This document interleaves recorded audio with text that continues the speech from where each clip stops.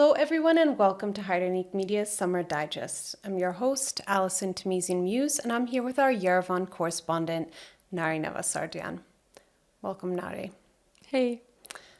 I think to start us off today, we should probably discuss Nikol Pashinyan's latest visit to Tavush. He's back to the place where the latest round of protests began, where villagers actually had risen up and were outraged at the fact that the government was going to hand over their lands to Azerbaijan. Those protests made it all the way to Yerevan, and yet the government still managed, not only in Tavush, but in Yerevan, to use overwhelming force against the demonstrators and basically beat them back, at least for these rounds. So I want to play a video of the visit, and let's see what Pashinyan had to say to the residents.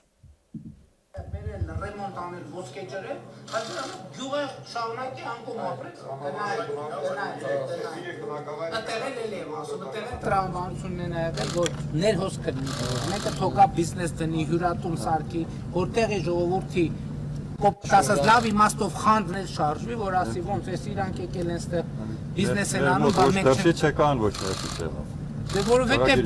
որովհետև դուք մեր մի շարք գործընկերների որովհետև մի շարք գործընկերների աջակցությամբ ոսկեպարը Կիրանցը բաղանիսը սարքեցիք Hiroshima and Nagasaki, էլ ոչ մեկ չէր ուզում մոտը ան լսում են չէ դեռներները դողերը գնում ամբողջ Հայաստանի։ Բա այդ որ անում եք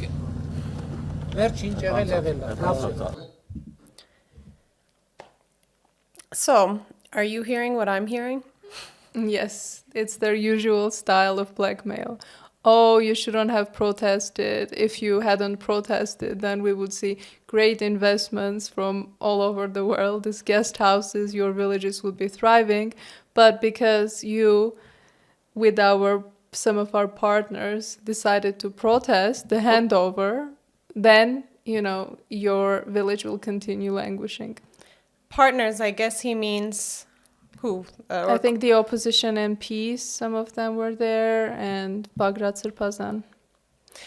So, what strikes me, especially as an American, is comparing the protests that we saw in those villages, which were peaceful, and which were met with extreme repression by the state against the people, to Hiroshima and Nagasaki.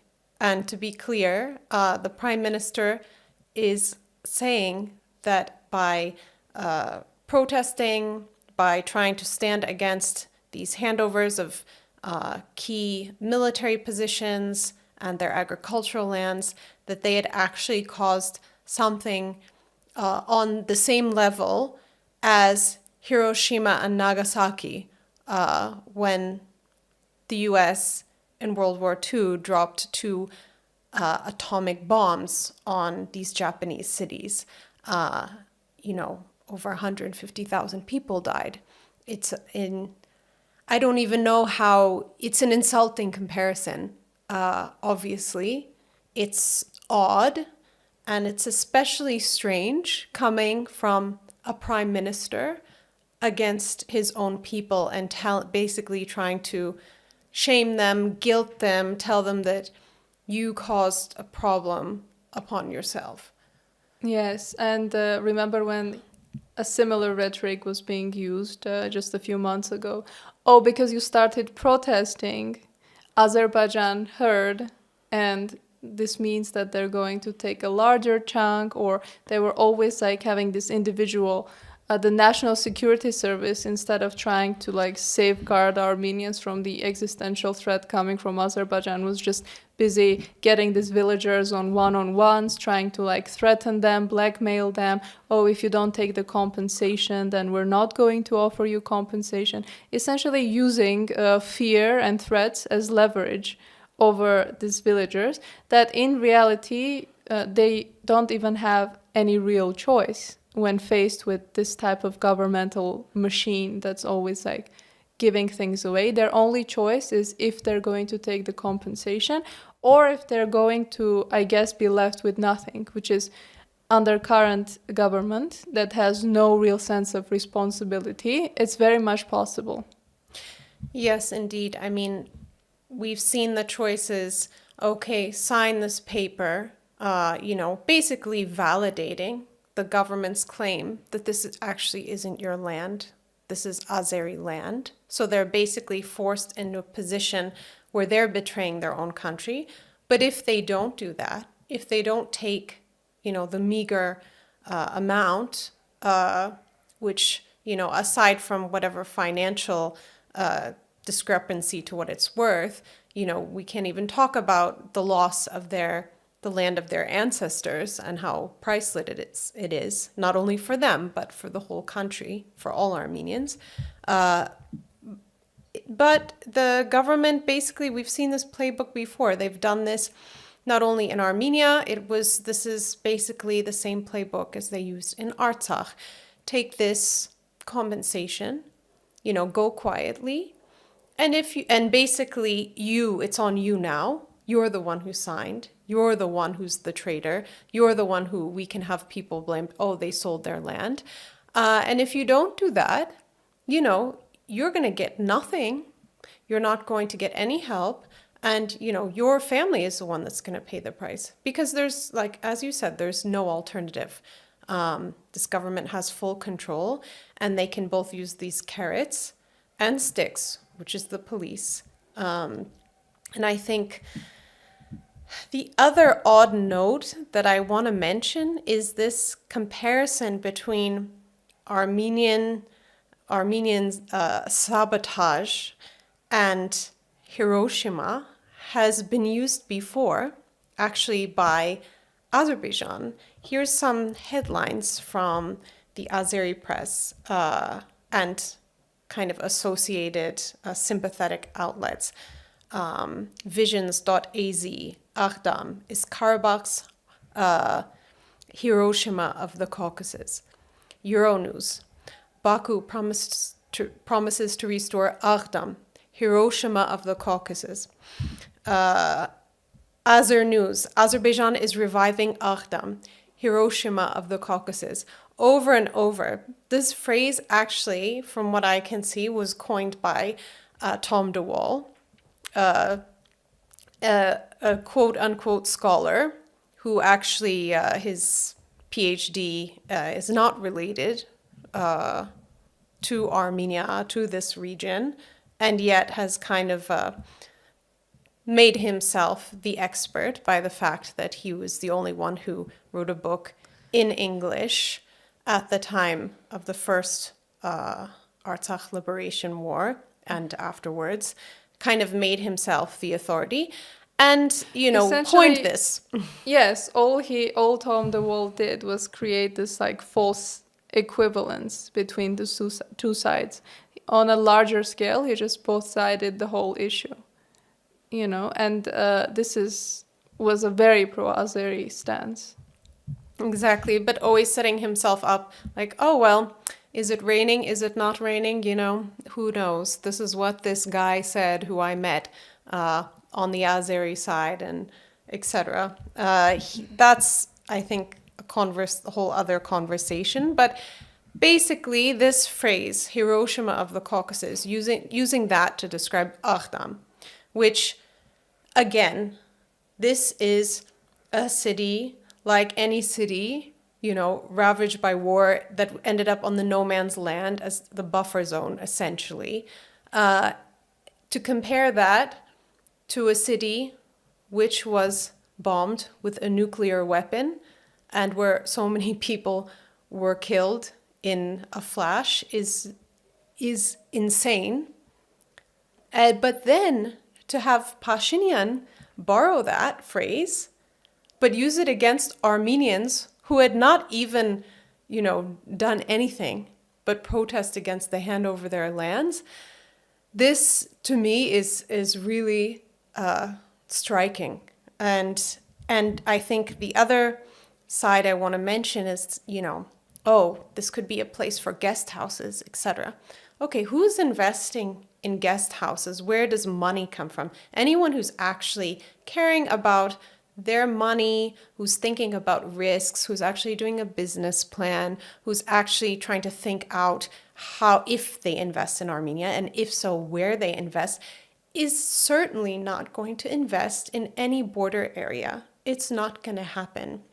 Anyone who's thinking in a financial sense, right? I mean, you won't invest in Sunik right now. You won't invest in Tavush right now. You might not even invest in Armenia right now, even if you're Armenian. Of course. And I've talked to a lot of diasporans who they're thinking twice now because of the situation, because of the giveaways, because of the, degradation of national sovereignty.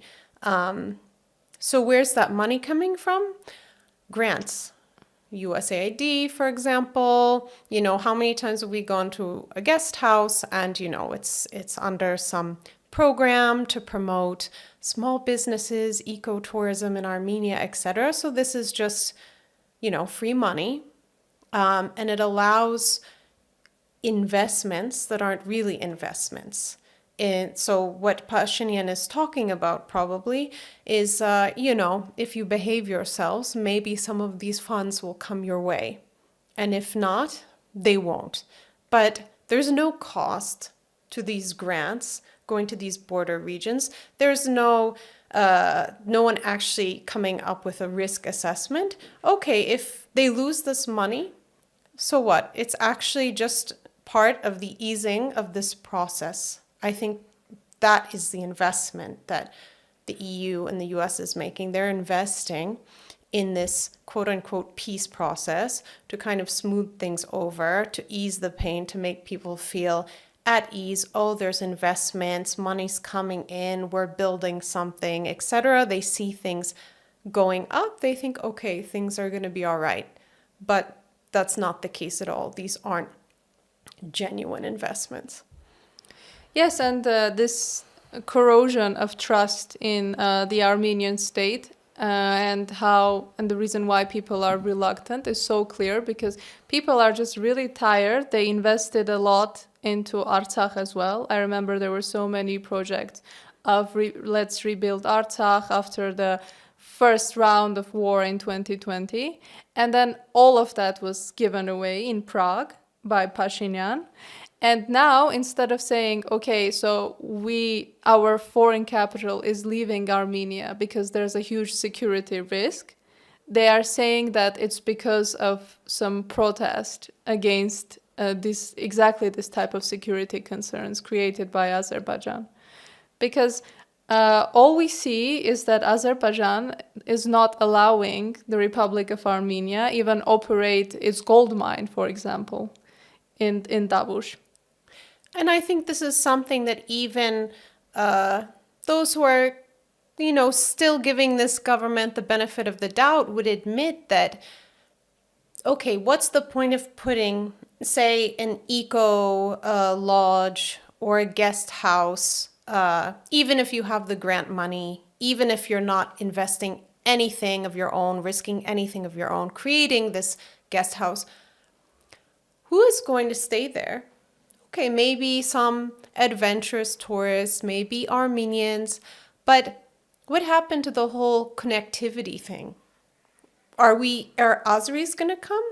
No, they're actually looking down at these villages through, from the positions that we gave to them with guns.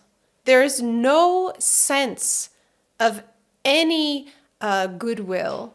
No sense when you go to these areas that, now we're going to be friends and the Azeris are going to come and, we can visit, or tourists who were going to Azerbaijan could maybe come to Tavush, or all these tourists that Azerbaijan is bringing to occupied Artsakh. Oh, they can just, take the bus and come to Tavush and stay.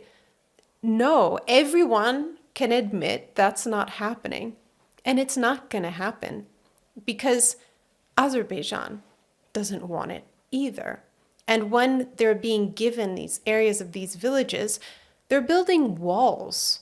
They're building walls, and we're building walls so that we can create a sense of, security, or so when we, meaning the government, could create a sense of security, they're not breaking down the walls as was promised. There's not a new connectivity that was promised. It's all a lie. And yet they keep talking about this connectivity. So when does that happen? When does the hostility end and the investment and exchange begin? It simply doesn't.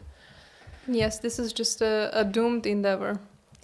We don't really see any response from the Azerbaijani side, and there is no real incentive for them. If you are getting all this free land, free resources, if you're being able to dictate your will without any pushback, then what's your incentive to agree to peace? Why would you agree to peace if you can get everything? Indeed. And another evidence in the cultural heritage sphere that shows Azeri intentions. I mean, they have been working on cultivating the Vatican relationship for a long time. They've donated millions, perhaps tens of millions of dollars to the Vatican. In fact, the full amount has never been disclosed, but it's well documented, the meetings and the hosting of by the Pope of the Aliyev family. And we can see the fruits of that by what's coming out of the Vatican as it relates to Armenia and Artsakh, especially. The Vatican publication, the Roman Observatory, they just published an article, actually, about the Christian roots of Caucasian Albania. It's all about the Artsakh monuments, but zero mention of Armenians. For example, Dadivank, they're calling this simply Caucasian Albanian. They're rewriting the history. There's no mention that Dadivank is covered in Armenian inscriptions. And this is being done through a Vatican publication. And it did reach the point, actually, where even the Armenian representative at the Vatican had a meeting with Vatican officials, but this article was not recalled. And the only one who actually wrote an article countering it, which was published in the same magazine, was from the Armenian Apostolic Church. So it's the Armenian Apostolic Church that's actually seeking to defend Artsakh heritage. And the government is incapable of even, getting a letter published and properly countering this. And I think it also shows, unfortunately, where the Vatican is today. I mean, so much for Christian unity, right? Well, Christianity, for a long time already, it has stopped really being politically relevant.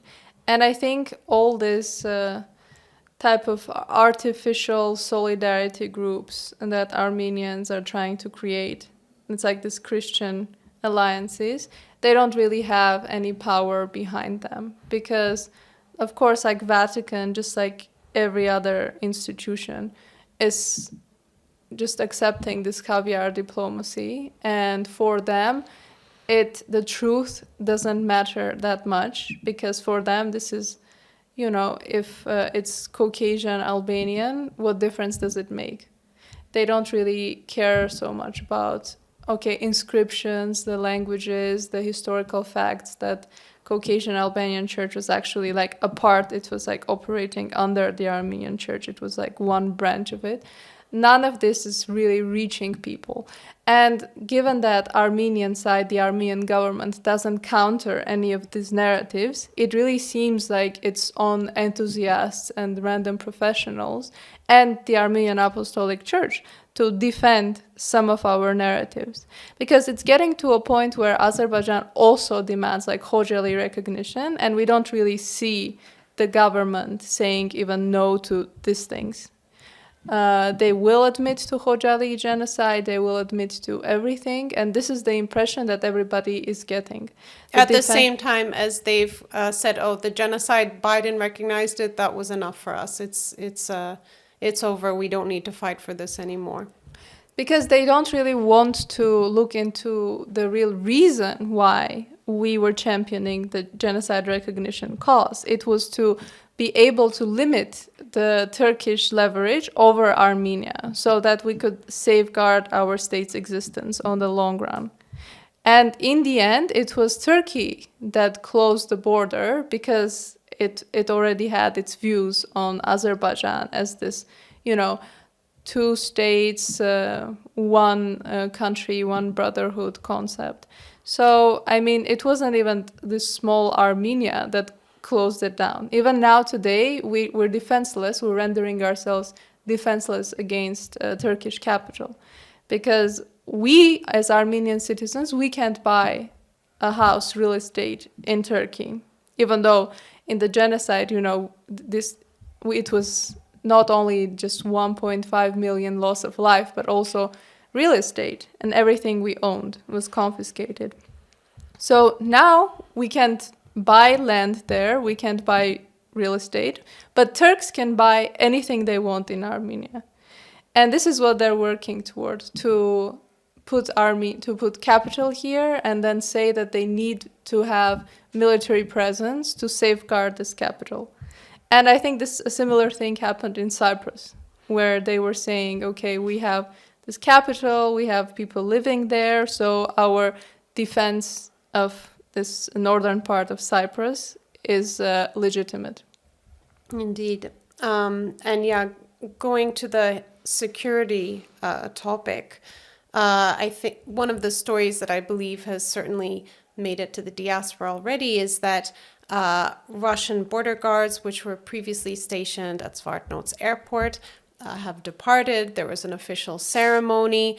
And I think from the outside, the government's official line that, Armenia is taking its sovereignty, this could be interpreted, or I think on the surface, most people would say, oh, of course, this is good. This is more sovereignty for Armenia. I think we might want to discuss, though, in which context this is happening and the broader, quote unquote, police reforms. We talked about that a little bit last week, but tell me about you. You recently came back into Zvartnots. You're probably one of the first people that came in since this change happened. What was your experience like? Well, first of all, as you know, Vivarobet, this gambling company, the owner of that is a big friend of this government. So even in the official signage of the airport, it was all this gambling ads. And then you just go in and as you wait in line for passport control, you're again looking at all this gambling ads. So your first impression is probably going to be that Armenia is a great place to, it's like a casino state, essentially. So that's an interesting overlap between their favorite businessman and the official and only Yerevan airport. So that was interesting. And then they asked so many random questions, the passport control. They're like, oh, which did you take Fly One, which is again by this MP oligarch Khachatur Sukasyan. It's his company, Fly One. And he's a member of the ruling party. Yes. So again, an interesting overlap of business and politics that we have here. So they asked me if I took his airline, and I said no, and they're so surprised. They said, oh, which one did you take then? So that was strange because I don't think it relates in any way to the passport control. And then, just random You would think questions. that any airline that flies into the airport would be approved. It's just so irrelevant. You come home as a citizen and you just get asked all these irrelevant questions. Oh, are you going to go to Germany soon? Did you take Fly One? It's just, it's bizarre. I don't understand. And also people have been really complaining about huge lines, and now they have introduced this fee. If you don't want to stand in the queue, you can just pay and then, go on the faster track, which before we never had this overcrowding problem. Now I guess people have been waiting for like hours and hours. Well, it seems manufactured because, I mean, in the US, there's this global entry program, but it's not like a bribe. You don't pay for it. You have to sign up for it. You have to register. You have to enter more, whatever data, and you, etc. You just have to sign up for it. It's not with money. This is you pay, you go faster. And by making the line slow, and one thing that struck me about Armenia, about Zvartnots, but also the land borders of Armenia, there's no separate line for citizens and non-citizens, or citizens plus Eurasian Economic Union, or citizens plus whatever, Georgia. There's no special anything. If you're a citizen or if you're, a friendly country, it's just everybody's in the same queue, which is, I haven't seen that anywhere, to be honest. And it's kind of disappointing because you would think that a country would give some preference to its citizens. And that's, that's something that I guess is not new, but now it's even worse because not only is there not this organization that they could at least sort people through this way, but they're also dumping people into one line that seems to be manufactured to be slow and kind of herd people towards, forking over more cash. Yes, it seems everything is for sale. And this Fly One company by Khachatur Sukasyan, the MP, is also just evidence of that. You can pay extra, you have to pay extra for everything. Even checking in, if you don't do it online, then you have to pay like 40 euros, which I don't even know if any other airline has that. And again, to emphasize, this is an airline run by a sitting MP who's a member of the ruling party. Little bit of a conflict of interest. I just want to switch to the last topic, though. We talked previously about the U.S. training, quote unquote, military training, but which is really riot police training. But in recent days, we saw some new manifestations of these supposedly reformed police. We'd already been hearing lots of anecdotes about especially Artsakh people being harassed, being, just treated unfairly, being targeted, and at the receiving end of hate speech or even beatings. But I want to just play this clip. This is the brother of a known Artsakh lawyer who it started when he parked his car in an area that's supposed to be for government cars, but I actually did that before and I had no idea and came back and my car was just gone, and then it was explained to me why. But he got very different treatment. Let's check out the video.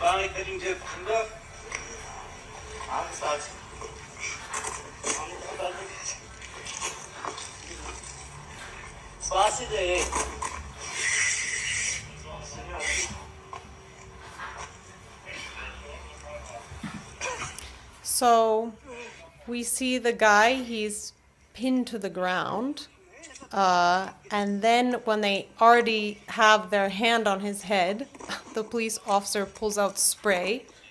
I guess it was pepper spray, but it's a really bizarre video.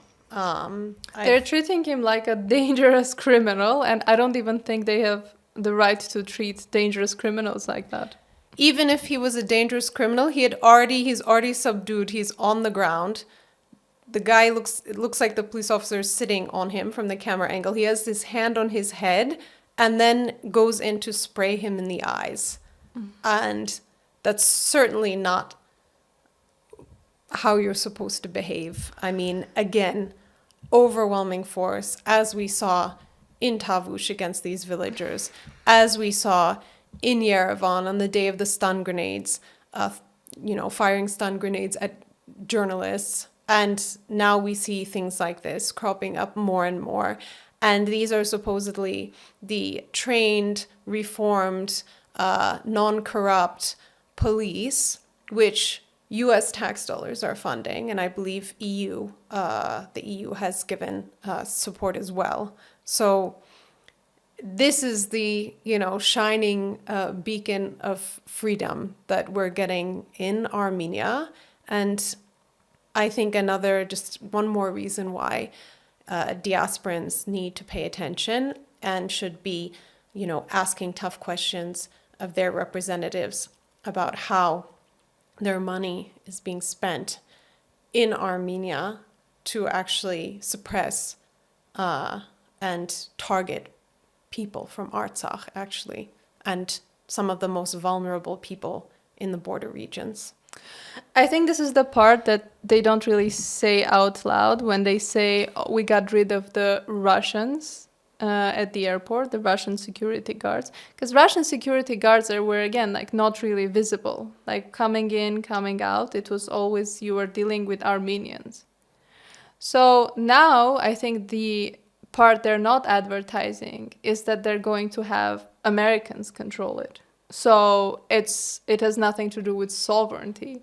They're just putting us under NATO control, which for geopolitically it makes no sense because, as we know, NATO is Turkey. So now the part that they're advertising is we got rid of the Russians, but now they're probably just doing the same intel sharing and trainings with Americans. Well, exactly. And these are the results, and I'm pretty sure that we will see these results like at the airport as well. Just like with the police and the airport, we're going to see this type of impunity and this type of acting in the interests of NATO against Russia and Iran. I agree. It's two tiers. There's not only these, day-to-day violations, which basically, serve the interests of this Turkish NATO corridor that they want to make through Armenia, and which the U.S. State Department has even said they want to make happen. So this is very much a U.S.-backed, NATO-backed project. They say it out loud. It's two birds with one stone. They can, contain Iran.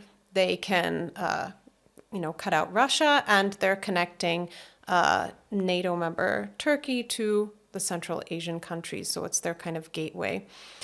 But as you said, it's also about the intelligence sharing.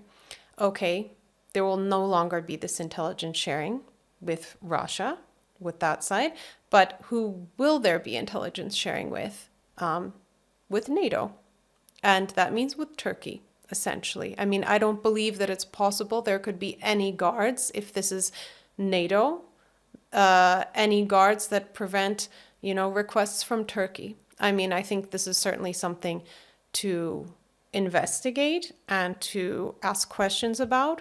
I'm not sure we'll get answers, but certainly this would be, I think, the main concern when I see headlines like, okay, Russia's leaving. Okay, what does that actually mean in practice? And is it in the interests of Armenia? And we have to also mention that this hatred for Artsaksis, this explicit, bias that they have against them, is also in their interests. They have always considered Artsaksis as the barrier, as like these type of things that they have to overcome in order to get closer with NATO and with Turkey.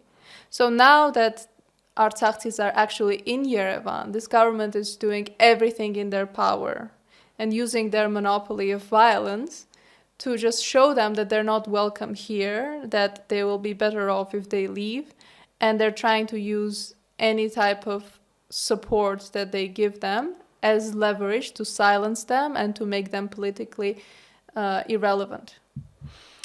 Yep, we see that with the Artsaksis, but we also see it with people from the regions. So it really feels like the circle is getting closer and closer, and the promise, the snap elections promise, we can say, of peace, investment, exchange, interconnectivity, now crossroads of peace, could not be further from what's happening. In fact, we're, really getting hemmed in, essentially. And the main thing is this is being done by the authorities of Armenia. So I think that, my message to the audience, for those watching from the diaspora, would be, you have a role, you have a duty to ask questions about how your tax dollars are being spent. This is not something that's just happening here. This is something that's funded from the US. So I think we can leave it at that. Thank you all for tuning in. Please follow us on YouTube, Facebook, Instagram, X, wherever you get your news, and we'll see you again next week.